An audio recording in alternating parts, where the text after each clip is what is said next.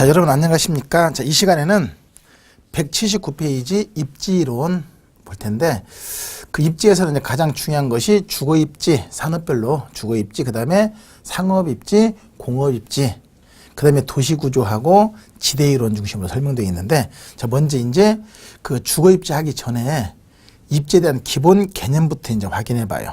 자, 거기 보니까 179페이지 입지란, 어떤 경제활동의 주체가 차지하고 있는 장소 또는 그 상태, 이것을 입지라고 하고, 입지 선정은 입지 주체가 추구하는 입지 조건을 갖춘 토지를 발견하는 것이다. 근데 여기에서는 다시 주어진 부동산의 적정한 용도를 결정하는 역할도 포함되는데, 전자가 협의, 후자가 광해, 입지론 이렇게 돼 있네. 자, 그러면서 이제 3번에 보니까 입지란 경제활동의 주체가 점하는 장소를 의미하는 것이고, 입지 선정은 그러한 장소를 선정하는 작업 과정이다 그랬거든요. 자, 잠깐 보니까 입지는 어떤 경제활동의 주체가 점하고 있는 장소 또는 그 장소를 차지하고 있는 상태를 의미하는 것이고, 입지 선정은 그러한 장소를 선정하는 작업 과정, 이것을 입지 선정이라고 한다. 따라서 입지는 정적인 개념이고 입지 선정은 동적인 개념이다. 이렇게 구분하거든요. 자, 근데 이것은 이제 크게 중요한 의미 있는 건 아니에요. 왜냐하면 학자들에 따라서 이걸 구분하지 않는 경우도 있고 동일 개념으로 보는 경우도 있거든요. 그렇기 때문에 이건 중요한 게 아닌데, 중요한 것이 이제 뭐냐면 입지 선정의 종류가 크게 두 가지로 협의 입지 선정과 광해 입지 선정 구분되는데, 먼저 협의 입지 선정은 입지 주체가 추구하는 입지 조건을 갖춘 토지를 발견하는 거예요. 가령 내가 중개 사무실 하나 하고 싶은데 어디 가지고 올까 해서 여기저기 분석하다가 이 자리가 가장 좋겠다 하고 딱 결정하는 것이거든요. 이것이 협의 입지 선정. 따라서 이것은 장소 정하는 것이니까 용지 선정을 의미하는 것이고, 반대로 광해는 협의에다가 주어진 부동산의 용도를 결정하는 것을 포함해서 광해 입지 선정 그래요. 예컨대 땅이 하나 있는데, 아니면 건물 하나 있는데 여기다 뭐 하면 좋겠느냐, 땅이 하나 있는데 여기다가 호텔 지으면 좋겠냐, 아파트 지으면 좋겠냐, 아니면 사무실 빌딩을 지으면 좋겠냐, 아니면 기타 마트를 지으면 좋겠냐 해서 여러 가지 용도 중에서 어느 한 용도를 결정하는 것이 바로 광해 입지 선정, 이것을 이름해서 용도 선정 그래요. 그리고 용지 선정, 즉 협의 입지 선정을 다른 말로 이것을 입지론 그러는 것이고, 주어진 부동산 용도를 결정하는 광해 입지 선정, 이것을 다른 말로 적지론 이렇게도 표현을 하더라. 자, 이렇게 해서 이제 입지 선정은 다시 협의와 광해 입지 선정으로 구분된다. 협의는 용지 선정을 의미하는 것이고, 광해는 용도 선정을 의미하는 것을 포함해서 광해 입지 선정이라고 한다 해서 기본적인 원리만 간단하게 확인하시면 되겠고, 그 다음에 이제 입지 선정 과정을 잠깐 한번 볼까요? 자, 어떤 토지가 하나 있는데, 이 토지의 입지 조건이 양호하다. 그러면 입지 조건이 양호하고 좋으면 당연히 입지 경쟁이 치열해져요. 자, 어떤 땅이 참 입지 조건이 좋다. 그러면 서로 차지하려고 경쟁할 거 아니에요. 그러면 나 줘라 하고 경쟁한단 말이에요. 그럼 넌 뭐 할 건데 그랬더니 아파트 짓는다네. 너는 뭐 할 건데 호텔 짓는데. 너는 뭐 할 건데 그랬더니 그 일반적인 업무 시설 짓는데. 또 너는 뭐 할 건데 그랬더니 백화점 짓는데. 그러면 서로 다양한 용도가 서로 경쟁하겠죠. 그럼 결국은 누가 이 땅 차지한다. 이입적이 치열하면 누가 그 땅 차지한다. 거기 내용 보니까 뭐라고 되어 있어요? 지대 지불 능력이 가장 높은 입지 주체,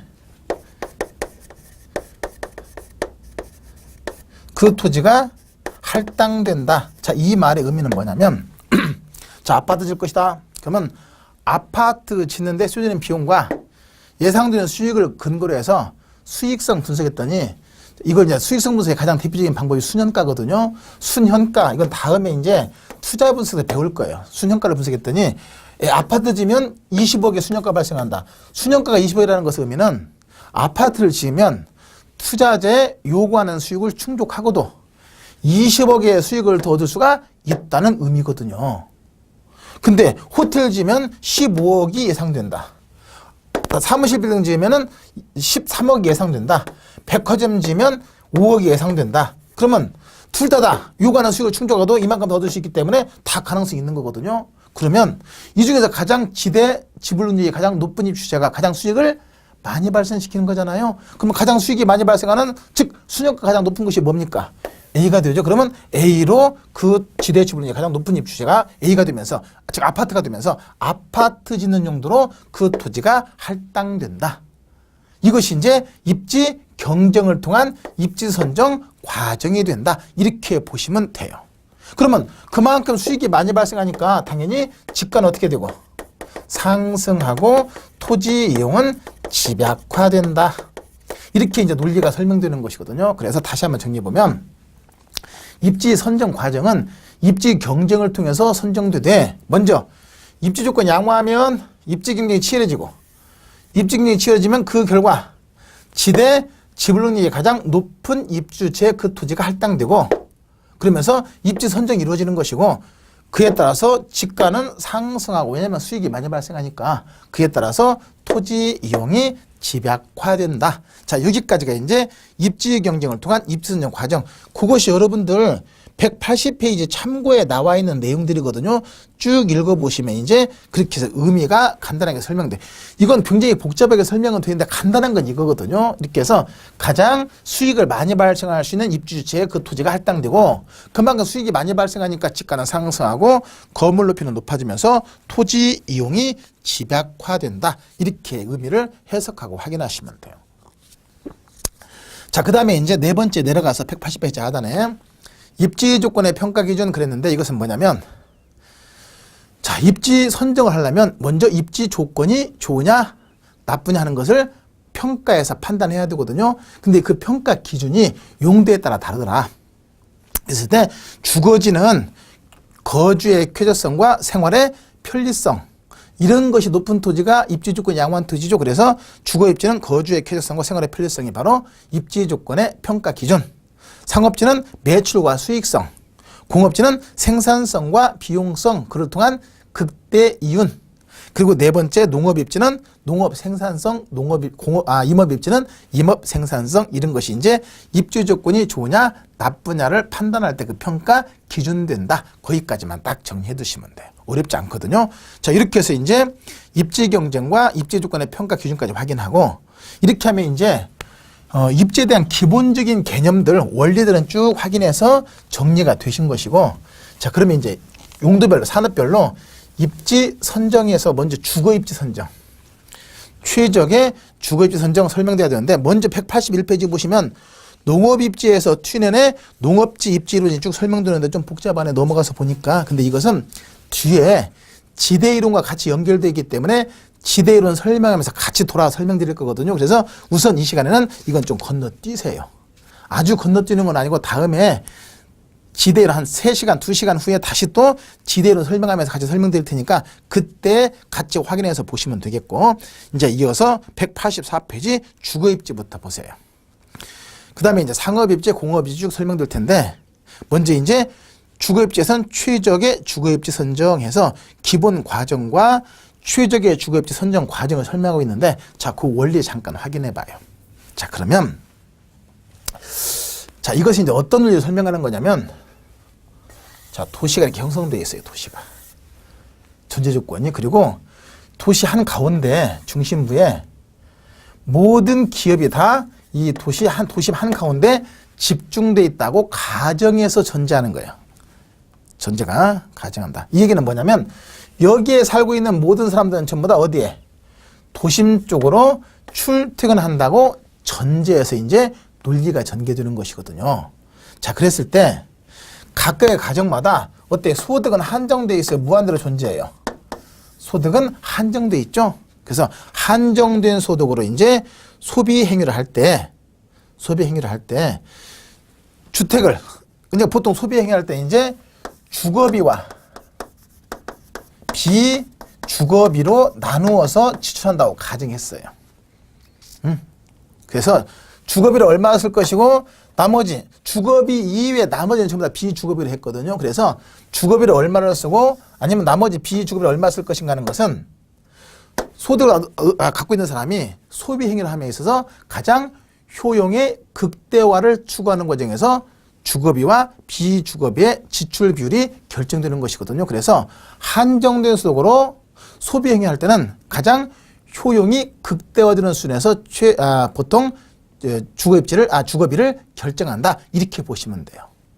이것이 이제 기본적인 논리가 되는 것이고, 그 다음에 이제 주거입지를 결정할 때는 교통비와 주거비 합이 가장 극소화되는 지점, 주거비와 교통비 합이 가장 극소화되는 지점, 이것을 찾는 과정에서 최적 주거입지가 결정되는 것인데, 문제는 뭐냐면 도심 쪽에 가까운 곳에 거주하면 한정된 소득으로 도심 쪽에 가까운 곳에 거주하면 교통비는 절감되고 증가되고 가까우니까 절감되는 대신에 주거비가 비싸고, 유가로 가면 교통비가 비싼 대신에 또 주거비가 싸거든요. 그렇잖아요.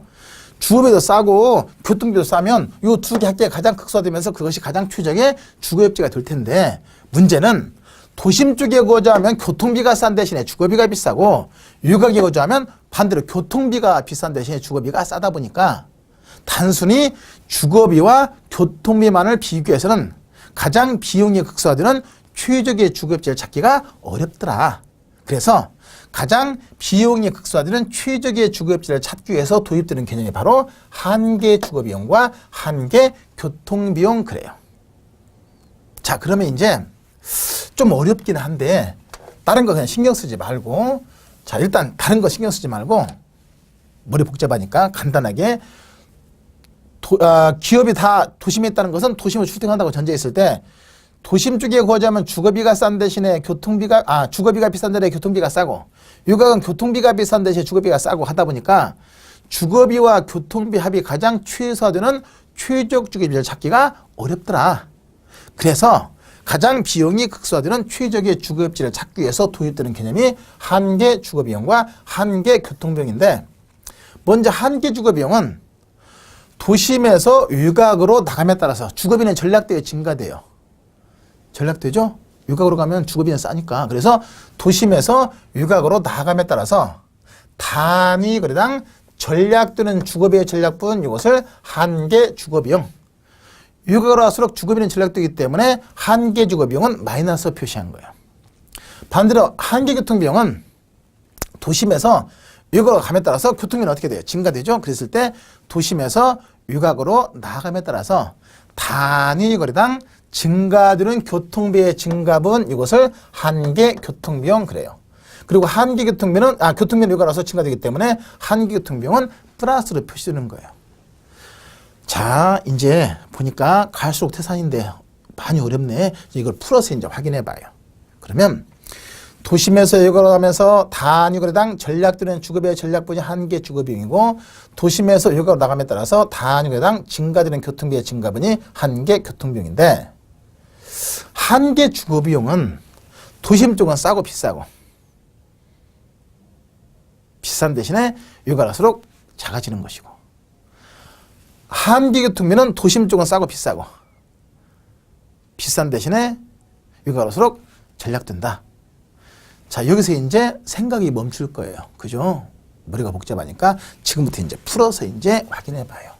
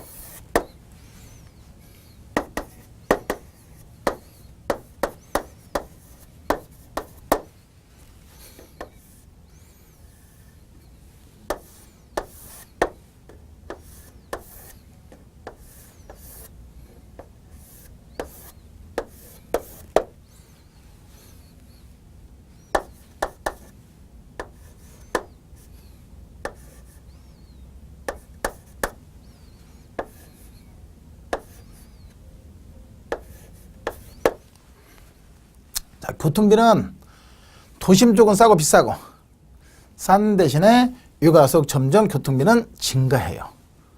그죠? 멀리서 출퇴근해야 되니까.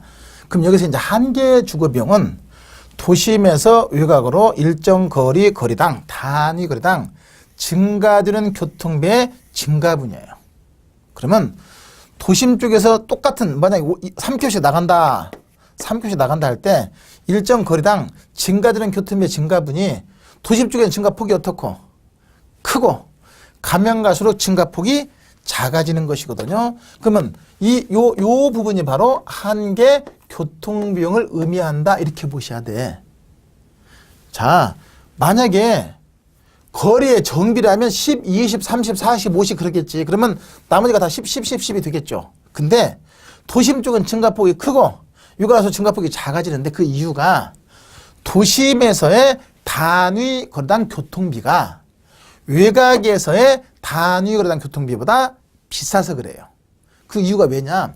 자, 여기서 교통비는 시간 비용을 포함하는 것이거든요.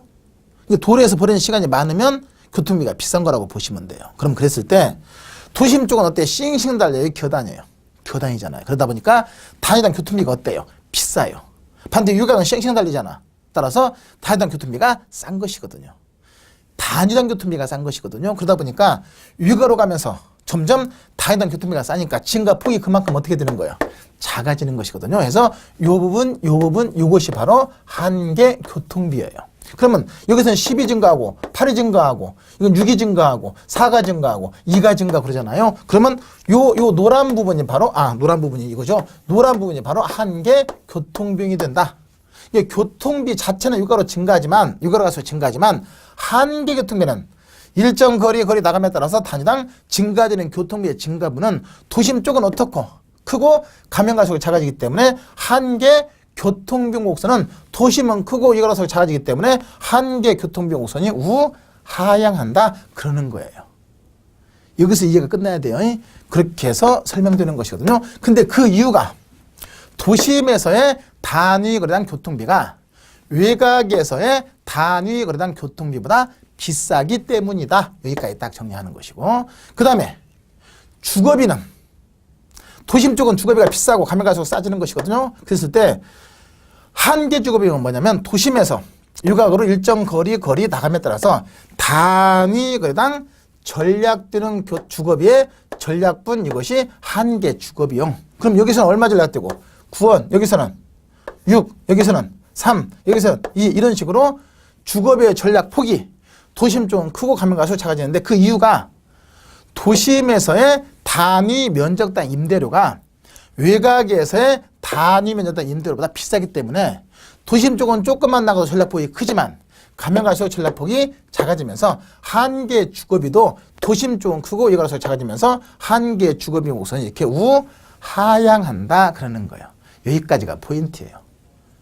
여기서 이제 주거비는 좀 이해가 되는데 교통비 자체는 육가서 커지지만 한계 교통비는 즉 교통비의 증가폭은 도심 쪽은 어떻고 증가폭이 크고 가면 갈수록 증가폭이 작아지는데 그 이유가 도심에서의 단위 거리당 교통비가 외곽에서의 단위 거리당 교통비보다 비싸기 때문이다. 여기까지 딱 정리하시면 돼요.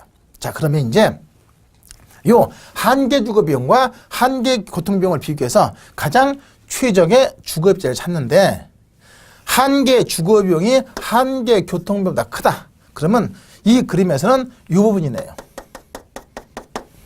여기 보니까 한계 교통비는 이만큼이고 한계 주거비는 이만큼이네. 자, 그러면 이걸 해석해 보니까 한계 교통비는 도심에서 외곽으로 나가면서 단위 거리당 증가되는 교통비의 증가분이고 한계 주거비는 도심에서 외곽으로 나감에 따라서 단위 거리당 전략되는 주거비의 전략분이거든요. 그럼 나갈 때 교통비는 증가되고 주거비는 전략되는데 교통비 증가분보다 주거비의 전략분이 크다. 나가면 교통비는 증가되고 주거비는 전략되는데 교통비 증가되는 것보다 주거비가 더 많이 전략된다. 이거잖아요. 그럼 나가야 돼요? 들어와야 돼요? 당연히 나가야 되겠지. 그래서 한계 교통비용보다 한계 주거비용이 크면 당연히 외곽으로 나가야 비용을 절감하면서 최적 주거 입지가 되는 것이고 반대로 이 지점에서는 한 개의 주거비용보다 한 개의 교통비용이 크거든요. 그럼 나가면 주거비가 전략되고 교통비가 증가되는데 주거비 전략되는 것보다 교통비 증가 폭이 훨씬 크다는 얘기네. 그럼 배보다 배급이 크다는 얘기잖아요. 나가면 주거비는 전략되고 교통비는 증가되는데 주거비 전략되는 것보다 교통비가 더 많이 증가하니까 나가서는 안 되겠네. 따라서 이때는 도심으로 들어오면서 비용을 절감할 수 있는 것이고, 그러면 한 개의 주거비가 크면 외곽으로 나가면서 한 개의 교통비가 크면 도심으로 들어오면서 그러면서 비용이 절감하되, 그러면 한 개의 주거비용과 한 개의 교통비용이 같으면 더 이상 비용을 절감할 수 없는 가장 비용이 극소화되는 최적의 주거입지가 된다. 가장 비용이 극소화되는 최적의 주거입지가 된다. 여기서 비용은 바로 주거비와 교통비 합이 가장 극소화되는 지점, 이것이 바로 최적의 주거입지가 된다. 이렇게 설명되는 거예요. 그러면 이건 출제비도가 높은 건 아니니까 이 그래프가 복잡하면 신경 쓰지 마시고, 근데 이제 지문으로 어떤 게 출제될 수 있냐면 이런 거예요. 자, 나가면 교통비는 증가되고 주거비는 전략되는데 교통비 증가분보다 주거비의 전략분이 더 크면 외곽. 반대로 주거비의 전략분보다 교통비의 증가분이 더 크다. 그러면 주거비 전략된 것보다 교통비가 더 많이 증가한다는 얘기잖아. 그럼 나가서는 안 되잖아요. 따라서 이때는 도심으로 들어오면서 비용을 절감하면서 최적의 주거입지가 결정된다. 이렇게 딱 정리하시면 되는 거예요. 자, 이렇게 해서 이제 최적의 주거입지 결정의 원리까지 설명했고, 그것이 여러분들 교재에서는 이제 186페이지 상단까지 쭉 설명됐고, 그 다음에 이제 마지막으로 최적 주거입지의 변화를 잠깐 봐요. 자, 최적 주거입지의 변화는 뭐냐면, 여기 한번 볼까요? 여기서 이제 소득하고, 그 다음에 교통비. 이것이 최적 주거입지를 변화시키는 요인들인데, 먼저 소득이 증가하면 최적은 도심으로 외곽으로. 일단 결론적으로 소득이 증가하면 외곽으로, 교통비가 증가하면 도심으로 최적의 주거입지가 변하거든요. 이것만 간단하게 정리. 자, 그럼 먼저 왜 소득이 증가하면 외곽이 되냐?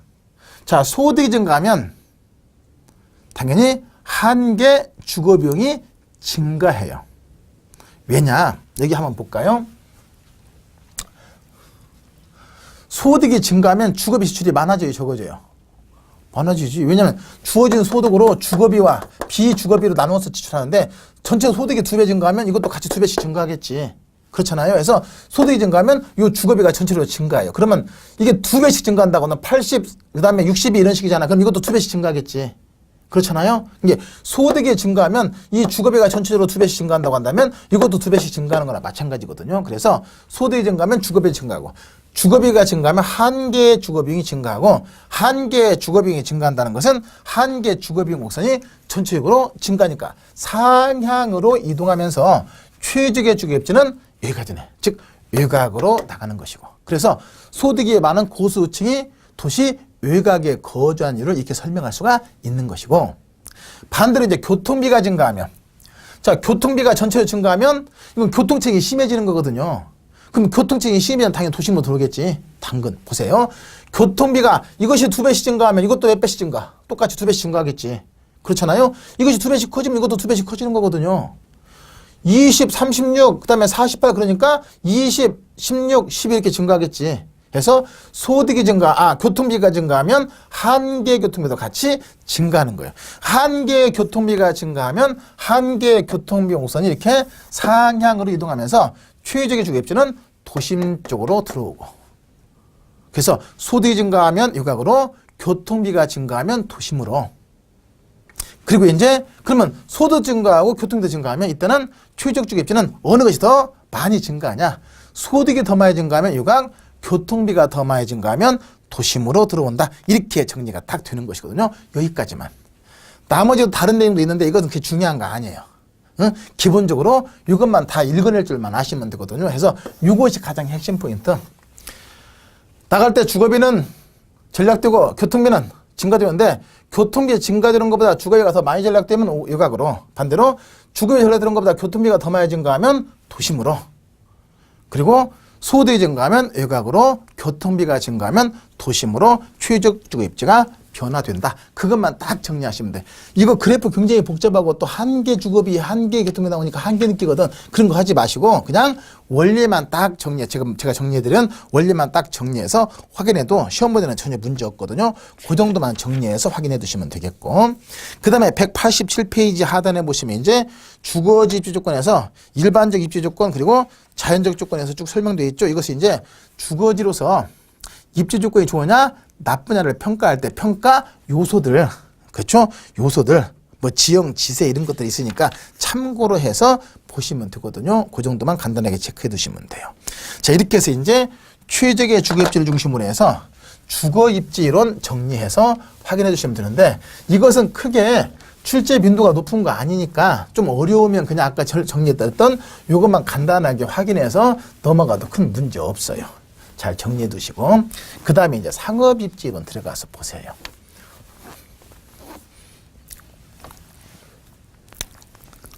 자, 상업입지는 뭐냐면 점포가 입지할 때 점포가 입지할 때 어디에 입지하는 것이 가장 좋을 것인가 하는 것을 분석하는 거라고 보시면 되는데 상업입지에서 가장 중심이 이제 크리스탈러의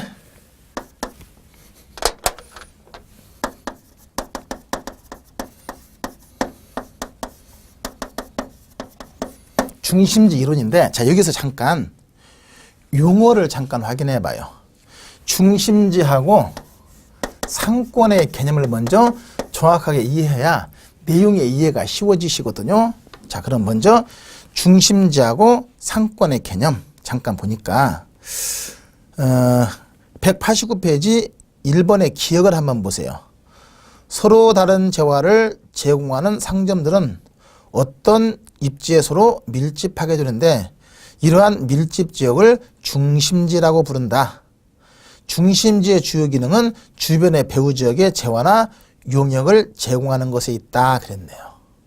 자 그리고 잠깐 뒤 넘어가서 상권 또는 배후지 개념 한번 볼까요? 여러분들 교재는 195페이지 잠깐 한번 갔다 오셔요. 195페이지 상권을 보니까 상권 또는 배후지란 대상 상가가 흡인할 수 있는 실질적인 소비자의 숫자가 존재하는 권역 이것을 상권이라고 하고 이걸 다른 말로 거래지역 또는 시장지역이라고 한다. 자 이렇게 돼 있네. 자 그러면 잠깐 이제 확인해 봐요.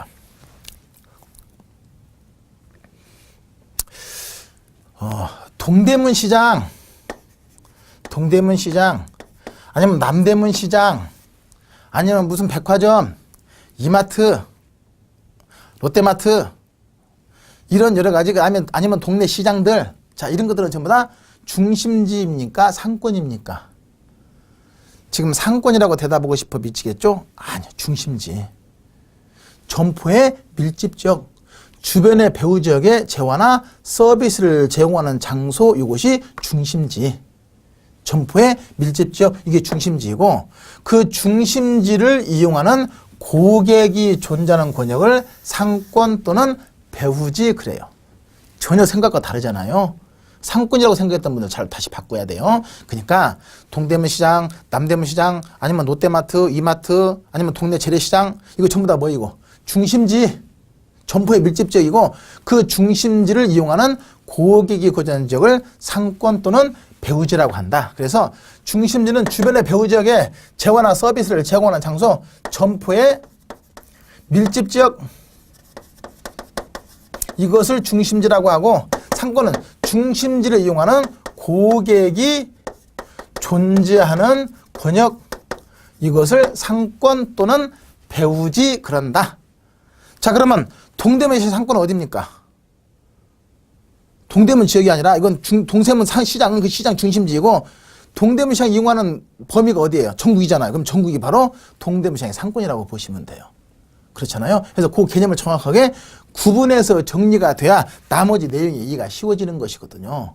자 이렇게 해서 이제 중심지와 상권의 개념을 먼저 확인하고 잘못 알고 계셨었죠? 이거 확인하고 그에 따른 여러 가지 내용들 잠깐 보니까 자 여기서 이제 보니까 그 그림 한번 봐요. 니을번 보니까 중심지 상권 형태는 단일 중심지의 경우는 원형이 가장 일반적이지만 다수 중심지가 분포하는 경우는 정육각형을 이루게 된다. 자 여기 보니까 자, 이렇게 그림을 보면 이 가운데 있는 조그마한 동그라미가 뭐냐면 중심지. 그리고 이 중심지를 이용하는 고기 상권 또는 배우지라고 하는데, 당연히 중심지가 하나일 때는 가장 이상적인 상권의 형태는 원형이 가장 이상적이다. 그래야 중심지 기능이 상권에 골고루 배분될 수가 있는 것이거든요. 그렇잖아요. 근데 다수 중심지가 분포할 때는 어떤 형태냐 봤더니,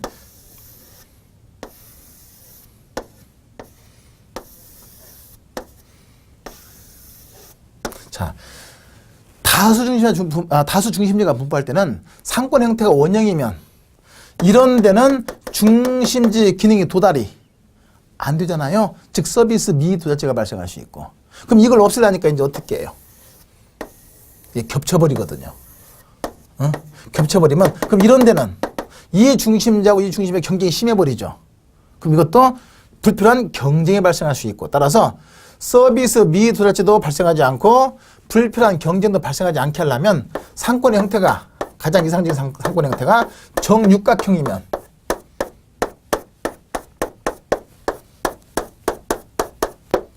정육각형이면 서비스 미도달제도 없고 또 불필요한 경쟁도 최소화되면서 가장 이상적인 배우지 형태가 된다 하는 것이거든요. 이래야 모든 지역의 서비스가 골고루 도달될 수가 있는 것이니까. 그것의 그림이 189페이지 밑에 있는 그림이 있잖아요. 그래서 제일 왼쪽에 있는 그림은 바로 이런 그림들. 서비스 미도달제가 발생하는 것이고, 가운데 있는 그림은 이거잖아요. 불필요한 경쟁이 있는 것이고.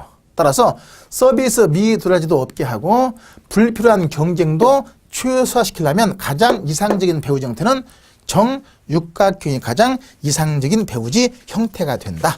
그 정도만 딱 정리하시면 되겠고, 그 다음에 이제 크리스탈 이론에서는 재화의 도달 범위하고 최소 요구치,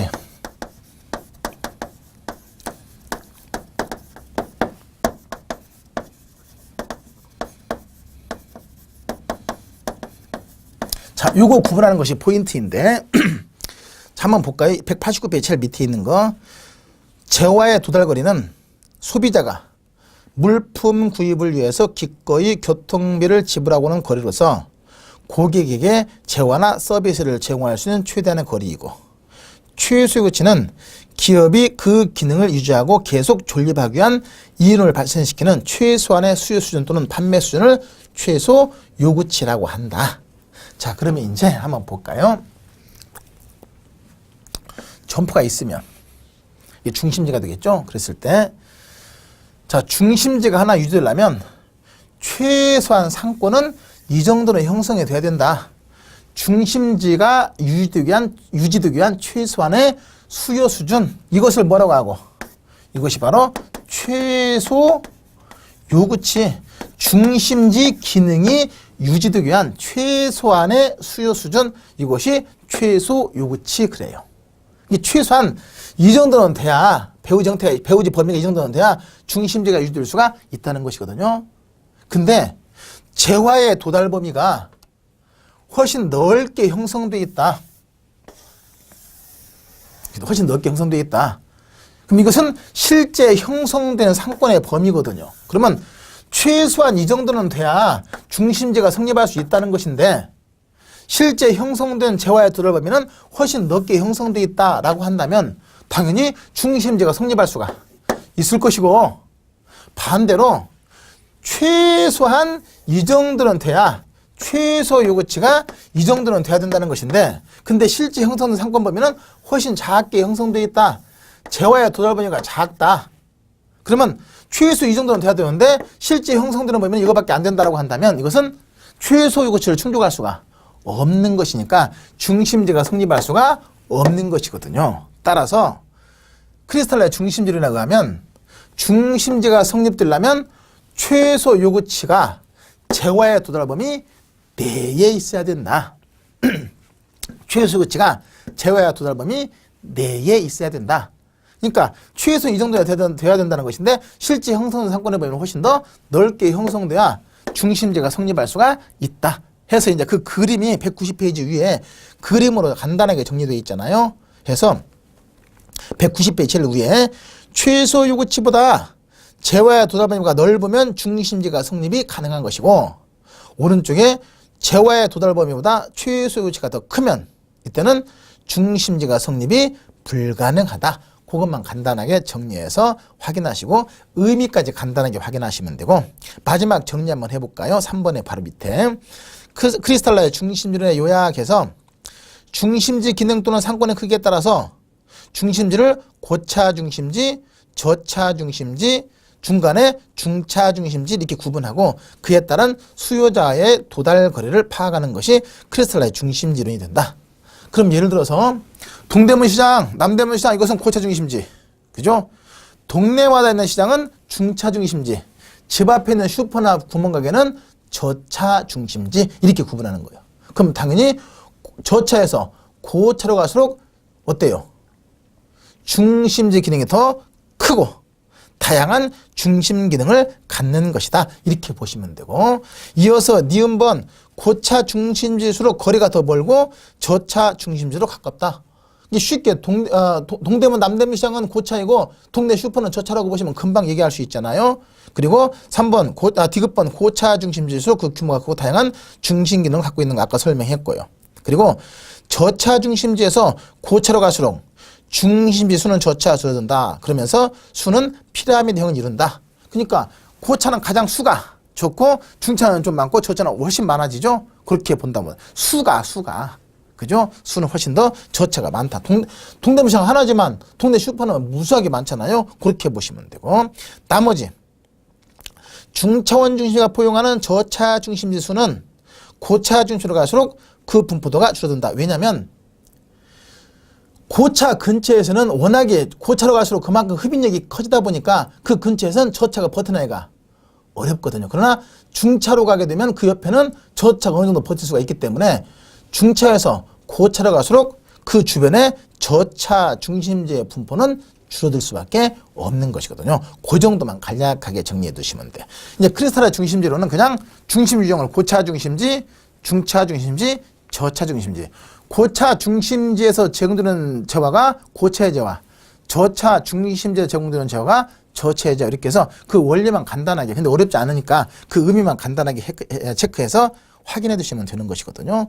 자, 그러면 크리스탈의 중심지론에서는 중심지가 하나일 때는 원형이 가장 이상적이지만 다수 중심지일 때는 정육각형 형태를 이루는 것이고, 그 다음에 이제 최소 요구치와 재화의 도달 범위 의미 확인하는 거 중요하고, 중심지가 성립하려면 최소 요구치보다 재화의 도달 범위가 훨씬 더 커야 중심지가 성립할 수가 있는 것이고, 반대면 성립이 불가능한 것이고, 그렇죠? 그 다음에 이제 고차 중심지, 중차 중심지, 저차 중심지, 중심지 유형으로 구분하고 그에 따른 수요자의 도달 거리를 확인하되, 고차로 갈수록 수요자의 도달 거리가 더 먼 것이고, 저차는 그 주변에서만 오죠. 수요자와의 도달 거리가 짧아지는 것이니까 그 원리와 내용만 간단하게 정리해서 확인해 두시면 되겠네요. 자, 여기까지 해서 이제 그 상업입지의 기본적인 원리인 크리스탈의 중심지를 확인했고, 그 다음에 설명되는 것이 네일리의 소매인력 법칙, 그 다음에 이어서 컨버스의 분기점 모형, 그리고 이어서 허프의 확률적 상권 모형. 자, 이것은 조금 쉬었다가 다음 시간에 할 때 간단하게 확인할 것이고, 이건 한꺼번에 설명하기가 좀 복잡하니까 다음 시간에 바로 이어서 확인할 것이고, 뒤로 잠깐 넘어가서 195페이지 상권의 개념과 내용 잠깐 확인해 봐요. 자, 크리스탈의 중심, 네일리 법칙이나 컨버스나 허프 모형은 좀 이따 한꺼번에 연결해 설명드릴 것이니까 그때 확인하고, 시험에 잘 나와요. 확인하고. 자, 이어서 바로 이제 이 시간에는 195페이지 내용을 간단하게 확인한 다음에 정리하고 넘어갈게요. 상권 개념 나오네요.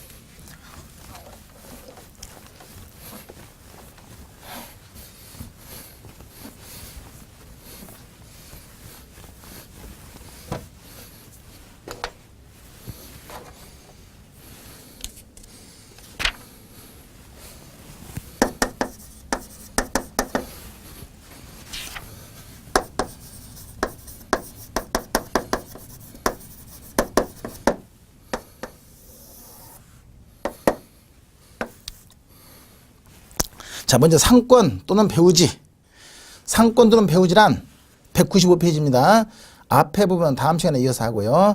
상권 또는 배우지란 대상 상가가 흡인할 수 있는 실질적인 소비자의 숫자가 존재하는 권역, 이것을 상권 또는 배우지라고 하고, 상업활동을 성립시키는 지역 조건을 가진 공간적 넓이라고 할 수 있으며, 다른 말로 거래지역 또는 시장지역이라고 한다. 아까 잠깐 설명했죠. 주변의 배후지역에 재화나 서비스를 제공하는 장소 또는 점포의 밀집지역, 이걸 뭐라고 하고?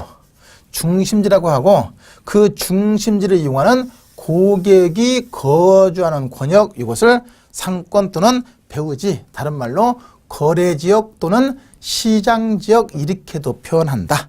자, 여기까지 정리됐고, 그 다음에 이제 상권의 특성 보세요. 고객이 존재하는 권역을 말하는데 고정적인 것이 아니라 유동적이다. 그러니까 중심지 규모가 커지면 상권의 범위가 넓어지는 것이고, 그렇죠?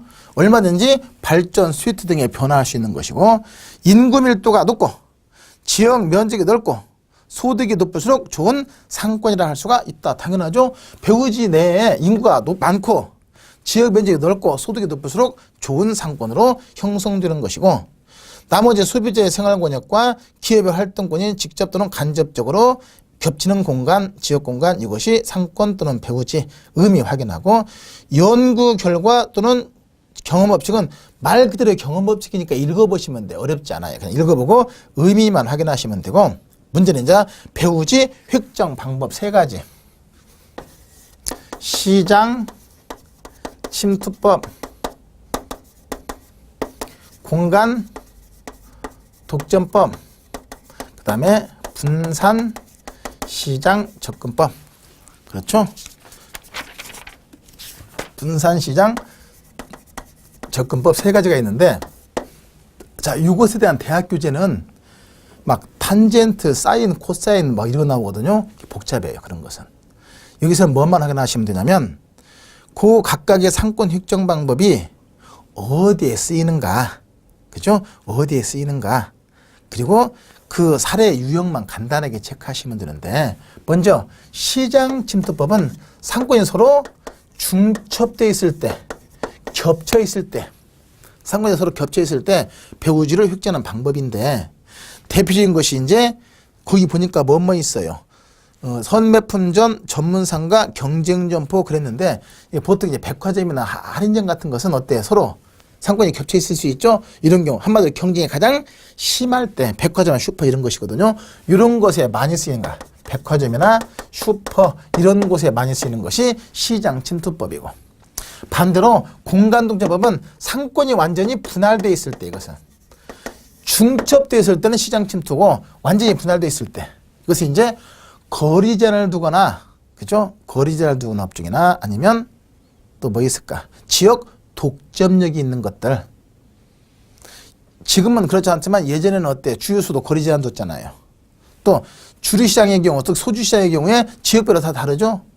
그렇잖아요. 이렇게 해서 이렇게 주류시장이나 이런 것처럼 상권이 서로 분할되어 있고, 지역 독점력이 있는 것들은 공간 독점법을 사용하는 것이고, 마지막으로 분산시장 접근법은, 이것은 특정 계층만이 소비자가 되는, 말 그대로 명품점,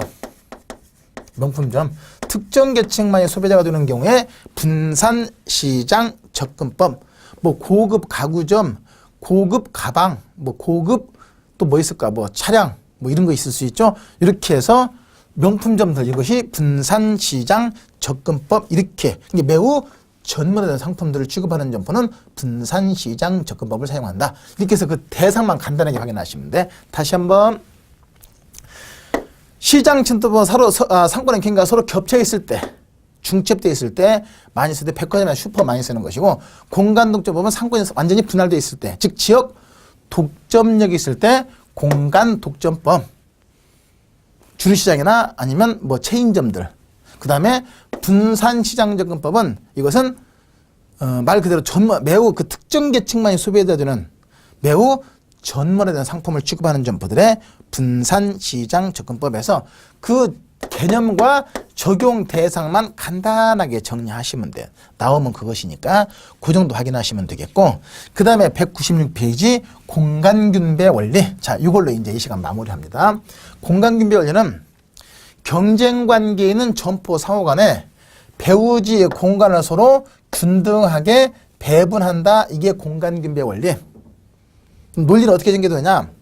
하나의 상권 안에 동질적인, 즉 동일한 구매 능력을 갖춘 소비자가 여기에 골고루 분포되어 있다고 전제하고 한 점포가 입지한 후에 또 다른 점포가 입지할 때 어느 곳에 입지하는 것이 가장 유리한가 하는 것을 분석하는 원리거든요. 자, 그랬을 때 결론은 두 가지야.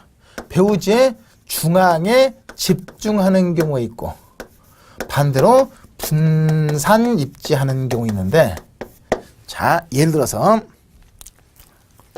처음에 A라는 점포가 여기 있었는데 배우지가 이렇게 형성되어 있을 때 만약에 B라는 점포가 여기 딱 가로막았다. 그러면 A 점포 입장에서는 B 점포 때문에 이쪽 배우지가 완전히 차단당하잖아요.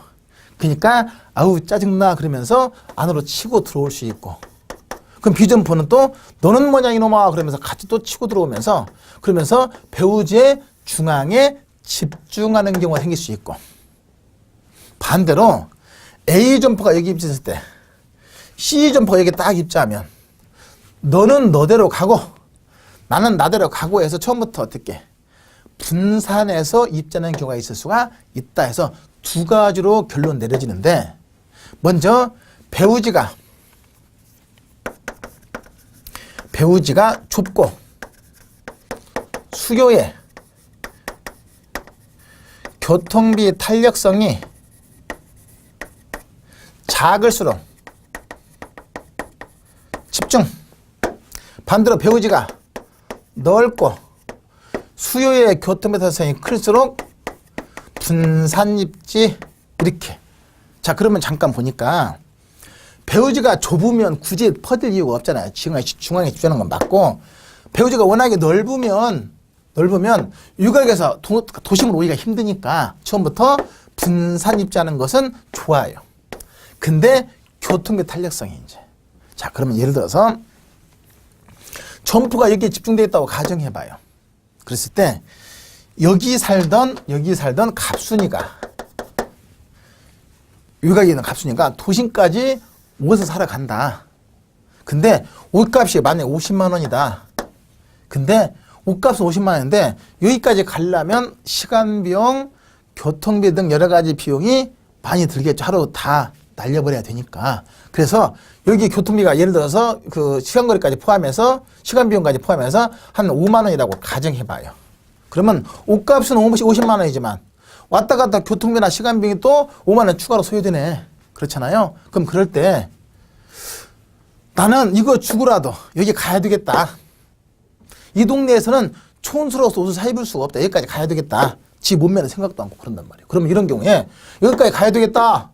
그러면 교통비에 크게 민감하게 반응하지 않는 거예요. 그럼 교통비 탄력성이 큰 거예요, 작은 거예요? 작은 것이거든요. 이런 경우는 이로까지 가니까 배우지의 중앙에 집중할 수가 있는 거예요. 근데 반대로 여기까지 가는데 옷값은 50만 원인데 5만 원 또 추가 들어간다. 그러면 에이, 이거까지 들어가면서 뭐 여기까지 가냐. 나 이 동네에서 사겠다. 응? 이 얘기는 교통비에 아주 민감하게 반응하는 거잖아요. 그럼 교통비 탄력성이 큰 거예요. 교통비가 추가로 들어가면 안 가버리겠다는 얘기거든.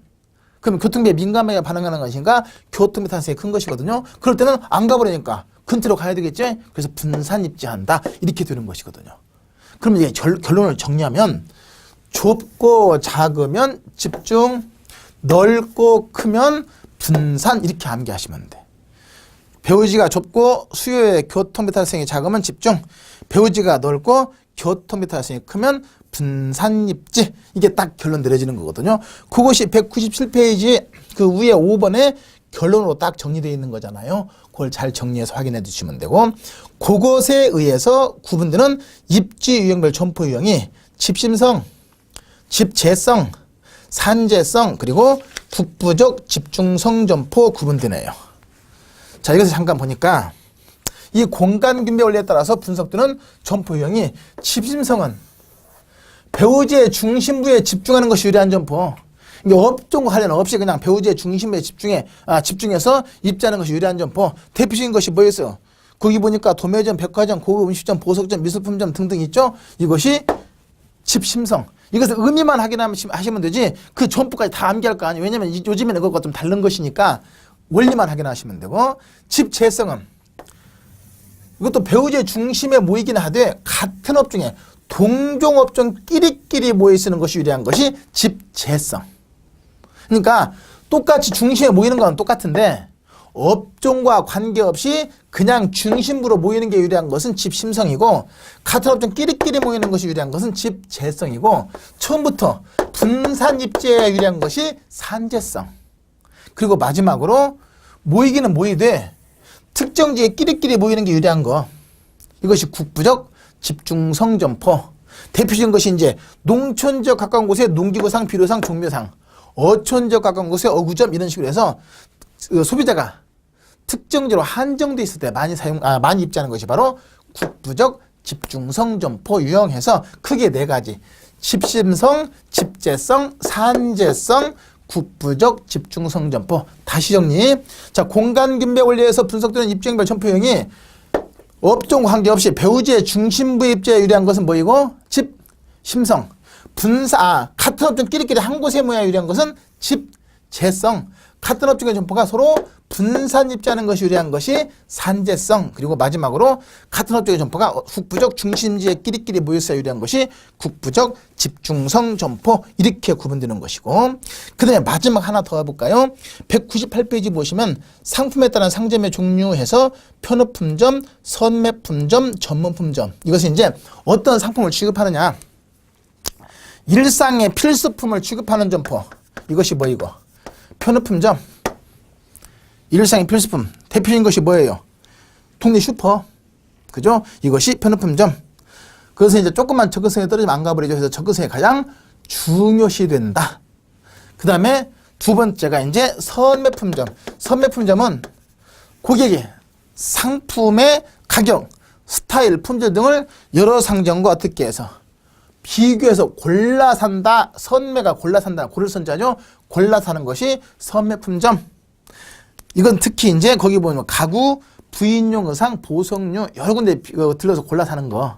그리고 마지막으로 전문품점은 이것은 고객이 특수한 매력을 찾으려 하면서 그러면서 이제 구매를 위한 노력을 아끼지 않는 유명 상표의 상품. 대표적인 것이 똥, 찌 이런 거 있잖아요. 명품점. 이런 것이 전문품점. 그래서 일상의 필수품을 취급하는 점포 편의품점, 고객이 여러 군데 비교해서 구매하는 상품을 취급하는 점포 선매품점, 그 다음에 마지막으로 특수한 매력을 찾으려 하는 구매를 위한 노력을 아끼지 않는 유명 상표 상품 명품점, 이것이 전문품점. 이렇게 구분하시면 되고, 이걸 갖다가 이제 앞에 있는 입주형별 점포와 같이 연결하면 편의품점은 산재성에 가까운 거 맞습니까? 그렇죠. 선매품점은 집심과 집재성, 그리고 전문점은 집심성 점포. 이렇게 구분하시면 돼요. 그렇게 연결해서 그 의미만, 어렵지 않으니까 읽어보시면서 그 의미만 간략하게 확인하시면 되거든요. 자, 이렇게 해서 이제 점포의 종류들, 상품에 따른 상점의 종류하고 입주형별 점포 유형은 특히 이제 공간균배 원리를 중심으로 설명드린 것이죠. 그거 잘 정리해서 확인해 주시면 되겠네요. 자, 수고했습니다. 다음 시간에 뵙겠습니다.